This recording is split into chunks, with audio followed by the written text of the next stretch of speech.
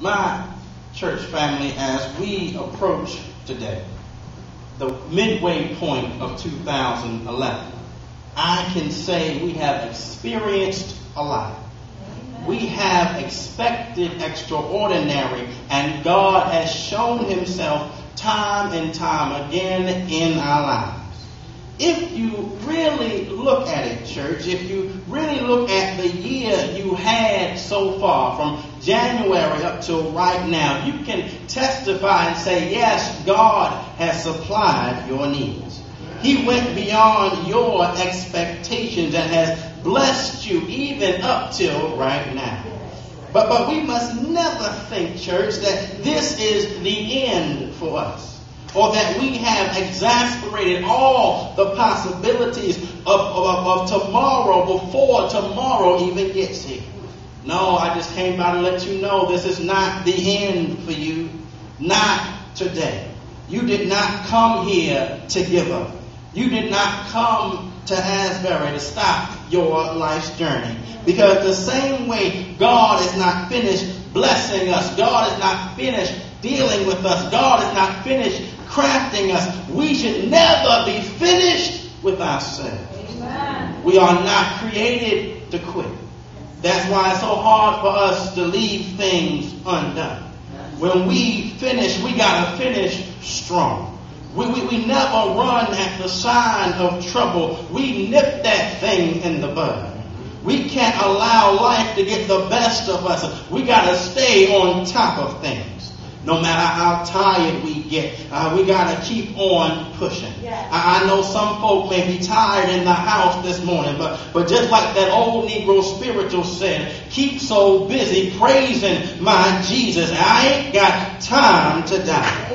So I made up my mind this morning, church. I know human fatigue has set in. Folk may be tired. Folk may be complaining. They may be irritated, frustrated, don't feel like moving on and not even acting like yourself. And in your mind, guess what? You have nothing left. On the inside, you're thinking, I'm tired of all these special days in church. I ain't got no more to give. I volunteer one more time, I may lose my mind. I'm tired of giving, especially when I'm the one who needs to receive something every once in a while. I'm tired of seeing everybody around me getting promoted and I'm always left behind. When will it be my turn? See, I'm a patient Christian. I'm trying the best way I know how, but I almost have nothing left. I don't know how much longer I can go on like this. I know what you're thinking, church folk. You trying to pray on the inside, but you got some mumbling that's interfering with your praying. But you have to make the decision today. Although I'm down to my last, I'm going to keep on moving anyhow. I'm not finished yet. I ain't got time to die. Oh, my brother and my sister, you can't give up because God has not given up on you. That's all I want to let you know this morning. I can't give up. And I have to use the little bit that's in my hand today. After all of my pain, after all of my heartache, after all the disappointment in my life that tried to take me down, I got to use that thing for my good. It did not kill me, so guess what? It must have made me stronger. I'm going to use it even down to what I got left. Truth be told, church, that's all Jesus wanted from his disciples in Matthew's gospel. Use all that they had left. Please don't quit. Please don't give excuses. Just use what you have left. As I look at the text this morning, this is actually a lesson on faith. Tell your neighbor, faith. There's a lot of faith building going on in this text.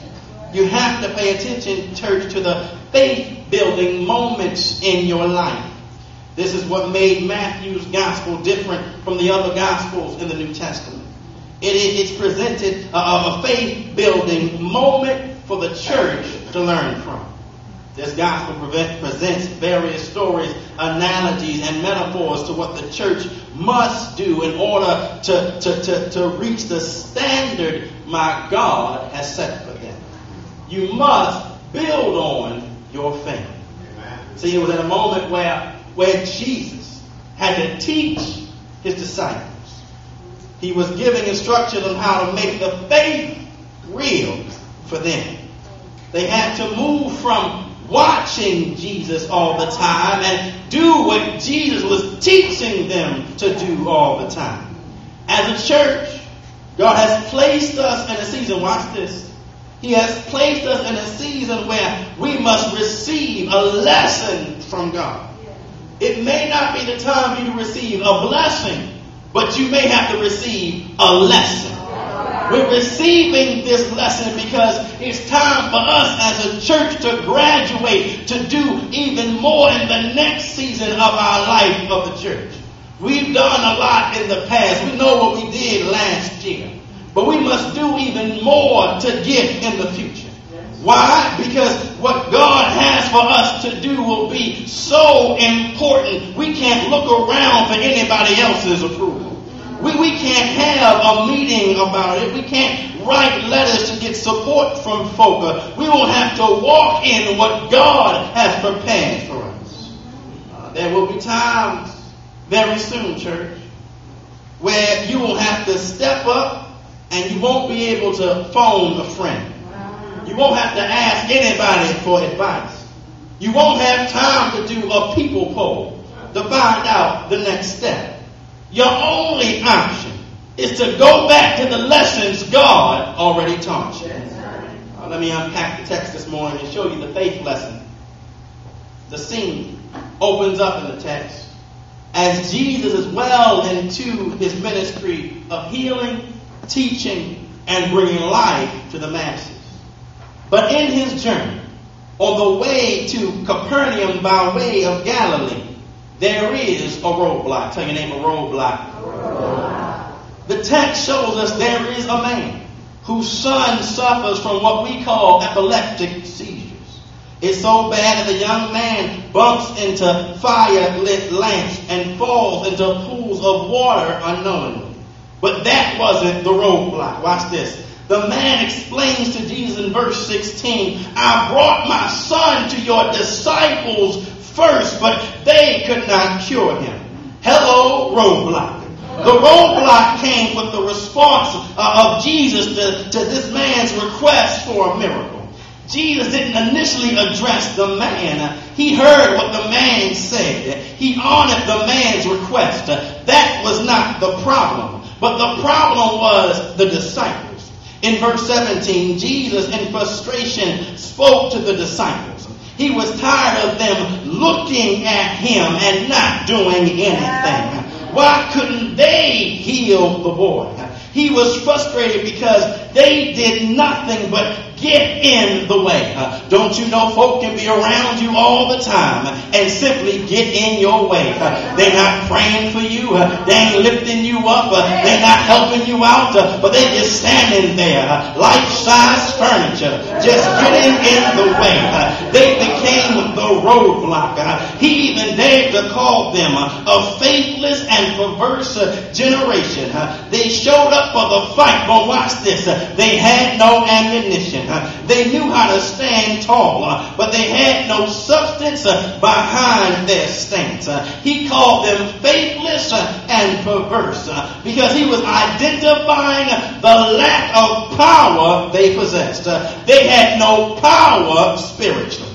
And the problem is, church, many times we're down to all we have left in a spiritual sense because we're tired of folk around us trying to act like they have power when they really don't. We got too many Christians. We got too many church folk acting as if they can see in the spirit.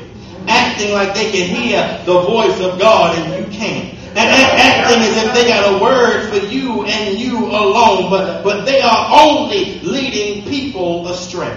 I don't have much spiritually when folk are dragging me down every day. The disciples looked the part, but guess what? In the text, they had no faith. They acted like followers, but in a real sense, they lacked power.